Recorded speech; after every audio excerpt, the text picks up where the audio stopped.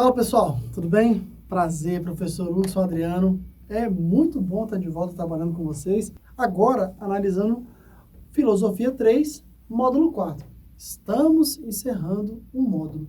Isso é muito bom, porque isso mostra que o nosso trabalho está sendo bem constituído, né? Eu sempre falo nessa questão do, vamos melhorar o nosso espírito crítico, vamos fazer uma análise interessante, tá? E para isso, ler o material de vocês é fundamental. Para isso, subestabelecer um diálogo é extremamente importante. E é o que a gente vai fazer agora, tudo bem? Vamos dar uma olhadinha aí, ó, dando sequência na proposta de diálogo que nós vamos estabelecer agora dentro desse módulo. Tá aí, ó. São dois temas atuais para a gente discutir, né? O de bioética e os seus diálogos sociológicos e a linguagem. Eles têm que estar intimamente ligados, porque eles têm a perspectiva de tornar um algo, de repente, inaceitável, um algo aceitável. Então, você constituir um bom elemento linguístico, uma boa capacidade de retórica e oratória, dentro de uma perspectiva argumentativa, é infinitamente importante para se discutir o conceito de ética dentro da perspectiva biológica. Para isso, a sociologia, a história e a filosofia vão ter uma importância singular. Singular. Legal? Então, vamos discutir aí a bioética, tá? E o homem sendo um ser pautado por elementos linguísticos, né? Então, vamos lá. O que é bioética? Para um pouquinho. Vamos fazer como num outro módulo que a gente trabalhou? Vamos começar pelo fim? Tá. Por que a linguagem é algo tão importante? Porque subestabelece uma forma de se comunicar para com o outro. Essa linguagem ou essas linguagens podem ser de múltiplas formas diferentes. Só aqui, nessa perspectiva de gestualização, eu trabalhei com duas dinâmicas diferentes. A gestual e na perspectiva da linguagem brasileira de sinais, eu perguntei para vocês. Quer dizer, e aí, compreenderam? Fora o fato de que, durante todo esse processo, eu articulei de forma verbal a possibilidade de vocês entenderem uma ideia. Poxa, usei a fala, né, para poder estar me comunicando. Só que eu posso teclar, eu posso escrever, tá? Eu posso simplesmente grunhir e gritar, eu posso fazer uma expressão facial e você entender aquilo que eu quero. E assim gerar um processo comunicacional.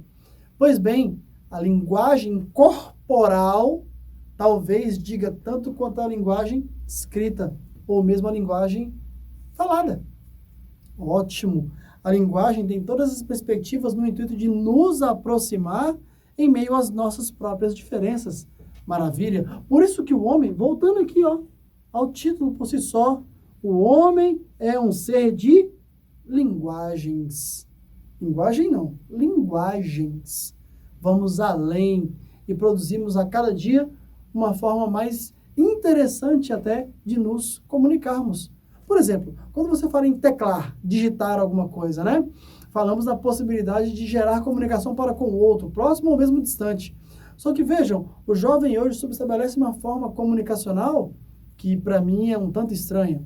Vamos lá, vamos falar do internetês, né, como forma de comunicação. Não. A NA tio. Não. É simples, né? E quando eu vou teclar com os meus alunos, por exemplo, muitos deles colocam na 1. Você coloca mais letras. É mais difícil de pronunciar e às vezes até de entender. Você subestabelece ali uma nova forma de linguagem. O beleza agora é o BLZ, o também é o TBM e por aí vai, né? Então, até xingar um palavrão na internet hoje é diferente, né? E aí, poxa, você subestabelece formas de comunicação com emojis. E isso, para mim, é um negócio novo e fantástico. Eu estou começando a conversar com figurinha agora. E detalhe, converso 10, 15 minutos só com figurinha. O ser humano realmente é fantástico. E em meio a essa perspectiva espetacular, é que nós devemos dialogar de forma séria, austera, direcionada a respeito desse conceito aí de bioética, porque é algo que hoje toca diretamente a todos nós. Todos, todos, todos. Quer ver? Olha só, quem é que nunca soube estabelecer um debate sobre consumir ou não um elemento transgênico? Gente, o elemento transgênico dá câncer ou não dá câncer? O elemento transgênico torna o alimento melhor ou não? Ah, mas ele parece mais gostoso, mais vistoso, ele suporta pragas. Ó, maravilha. Mas o que ele gera dentro de você? Olha só, uma outra coisa que também é interessante, né? Se nós pegarmos aí pessoas hoje, com 70, 80 anos, 60 anos de idade, mulheres, e aí perguntar para ela, ou para elas, ei, quantos anos você menstruou? Aí elas vão dizer assim, lá por volta dos meus 14, 16 anos. Ah, mas se você olhar para a mulher de hoje, uma mulher de 10, 12, 15, 20 anos, e perguntar para ela, ei, com quantos anos você menstruou? Ela vai dizer, aos 10, aos 11, aos 12 anos de idade. Aí você vai e para poder analisar isso em larga escala, você vai ver que há tempos atrás as mulheres menstruavam mais tarde, hoje elas menstruam mais cedo. O que aconteceu? Aconteceu muita coisa, isso é verdade, mas uma coisa aconteceu que a gente tem que parar para pensar e que é interessante no mínimo, tá? Vejam, o que fez a mulher menstruar mais cedo? Talvez seja, e olha que eu tenho que ter muito cuidado, né? Que é uma pessoa de filosofia falando de perspectivas lá da biotecnologia, né? Vejam, há tempos atrás, uma galinha levava 6 meses para ficar pronta para o abate. Leva-se em consideração seu desenvolvimento, ela chega à maturidade, você vai lá e abate. 6 meses. Hoje, uma galinha fica pronta em 45 dias para o abate. Mas por que o tempo diminuiu tanto, Hudson? Perspectiva hormonal, dinâmica alimentar. Uma cabeça de gado ficava pronta em 3 anos. Hoje, em 6 meses. Nossa, o que aconteceu com esse gado? Ele foi anabolizado. Então, alguma coisa ali, alguma coisa hormonalmente foi mudada, transformada. E aí esse gado bombou. E aí nós comemos essa carne, a do frango, a do gado, e esse hormônio tem que parar em algum lugar, não tem? Não para na carne do animal, para na carne humana. E isso muda a nossa perspectiva biológica de alguma forma. Então, muito provavelmente, gente, se as mulheres hoje menstruam mais cedo, tem muito a ver com a dinâmica alimentar. Pode-se ter outras explicações, é claro, e deve-se até ter, mas essa dinâmica alimentar é das principais explicações para que se possa entender por que esse fenômeno não só aconteceu, mas ele está acontecendo. Eu não vou longe, eu olho para minha mãe, uma mulher de 61 anos. Minha mãe menstruou aos 16 anos. Eu olho para minha filha, que menstruou aos 11. O que será que aconteceu? E isso isso ocorre de uma forma muito mais regular do que se pensa. E eu diria a vocês, conversem uns com os outros. Gente, conversar sobre menstruação não é tabu, não, tá? É uma necessidade. Tá? Para que se possa conhecer um pouco melhor as suas próprias singularidades, tanto homens quanto mulheres. Eu tenho filhas e tenho um filho, e nós dialogamos de forma muito aberta a esse respeito. Isso faz com que a gente possa até ajudar o outro de maneira mais significativa. Pois bem, a bioética nos direciona para tudo isso. Tudo isso. Porque é o discurso da área da biológica associado ao discurso da área filosófica. E a ética e a biologia associados. No sentido de que tem coisas que eu não só posso, eu devo fazer. E tem coisas que eu preciso dialogar sociologicamente para que eu possa assim fazer. Desde que a comunidade aceite essa proposta de novo desenvolvimento. E aí, isso está vinculado à medicina, está vinculado à agricultura, à pecuária, à perspectiva do consumo cotidiano. Então, a bioética tem que ser muito bem analisada. Vamos dar base para um debate legal, analisando alguns pontos dentro daquilo que eu montei para vocês aí. Lembrando que esses trechos citados aqui, eles estão no material de vocês. Legal? Aí, ó. Vamos no segundo parágrafo. Logo, é provável que já tenha tomado conhecimento de alguns dos temas que fazem parte desta área, o aborto. E aí, gente, devemos usar de tecnologias vinculadas à medicina para poder pausar um processo de gestação? Porque houve um estupro, né? Porque houve uma gravidez indesejada? E aí, isso é certo? Devemos ou não devemos? Quais elementos devemos levar em consideração para discutir de forma construtiva esse respeito? Vamos lá, a eutanásia. Nossa, eu deliberar pela minha própria morte, né, e dar a autorização para que pessoas possam fazer com que isso aconteça? Difícil, né? Eu acho muito difícil dialogar a esse respeito. Vamos lá, a clonagem, a partir do uso de células-tronco, né, de animais ou mesmo de seres humanos, está aí um outro debate bom de se ter. Tem gente que gostaria de se clonar, mas engraçado, você vai clonar a sua perspectiva física, a sua perspectiva intelectual vai morrer junto com você.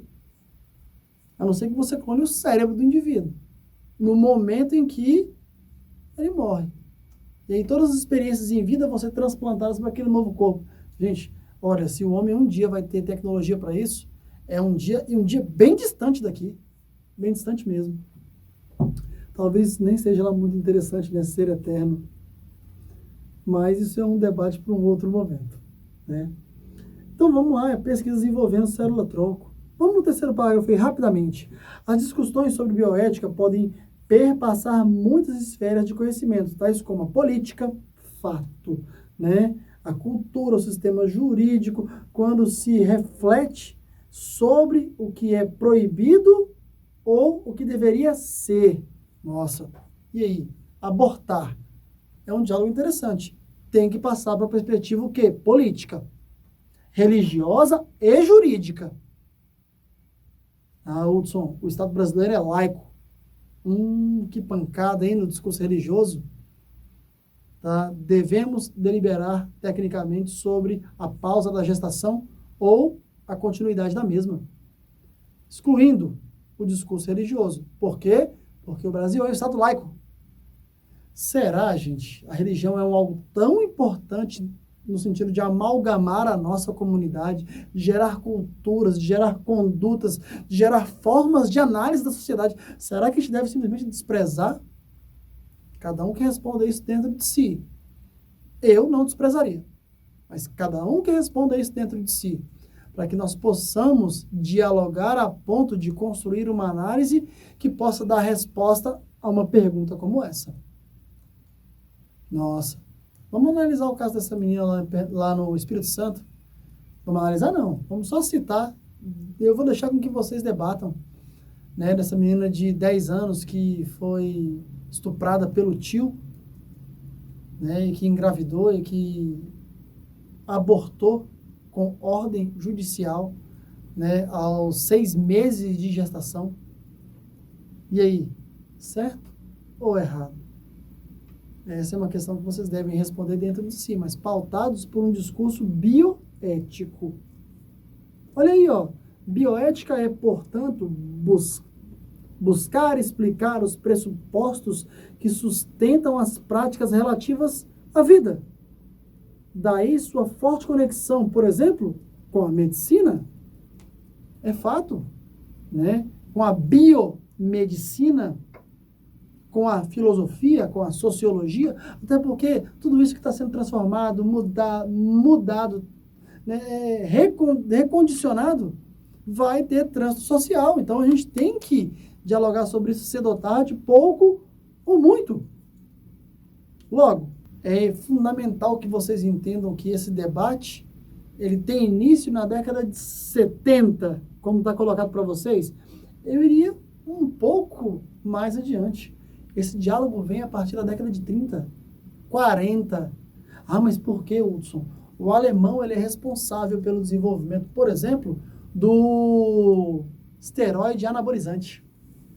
Então, ali, naquele momento, da década de 40, quando você pegou uma perspectiva animal e implementou junto aos seres humanos, nossa, gente, isso deu uma reviravolta. principalmente no mundo esportivo, vale a pena dialogar a esse respeito. E aí, devemos fazer com que os nossos atletas concorram de igual para igual conforme a sua própria preparação, ou eles podem usar o esteroide?